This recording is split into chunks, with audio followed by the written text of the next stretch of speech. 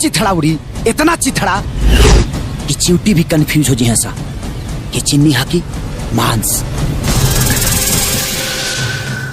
ए मजनू, तोरा जैसन बारूद के तो हम दूध में मिला के पिए नहीं। ते नहीं खे जानत हमारा बारे में। चल जो निकल, मौत से खेले की कोशिश मत कर। मौत से तो हम पिछले जन्म से ही खेलता नहीं रे। अगर ते पिछले जन्म के आशिक हुए तो हम ही जन्म के दीवाना है। नुक्सा चाहे लाख अजमा ले, बात हमार कान में बैठा ले, जाने मन हमार है और हमरे रही है। जल्दी अपना दिल के समझा ले। ए गालिब के औलाद, तो आशिकी के भूत उतार ही के पड़ी।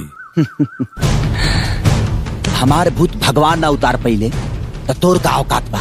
लागता तोरा के आज आपन औकात दिखावे ही के पड़ी। जाए द, कीचड़ में तू पत्थर फेंक बा तो अपने पर पड़ी। जाने मन, यही कीचड़ में एक दिन तोहरा प्यार के कमल के फूल खिली और ई देख के हाय हाय करी, हाय हाय।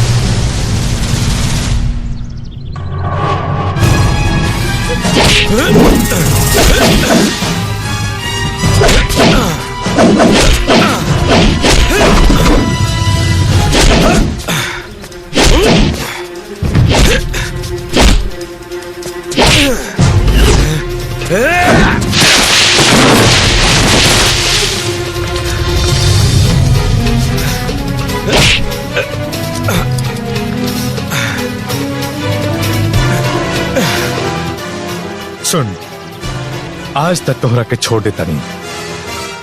आइंदा से अगर प्रीत के आसपास भी दिखाई दे ले तो ये इलाका से ना, इस दुनिया से उड़ जाइबे।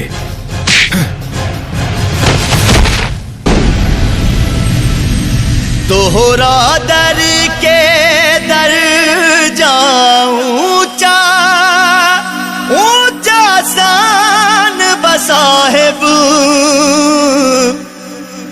कौनो जतन कराज मिलन के नाही।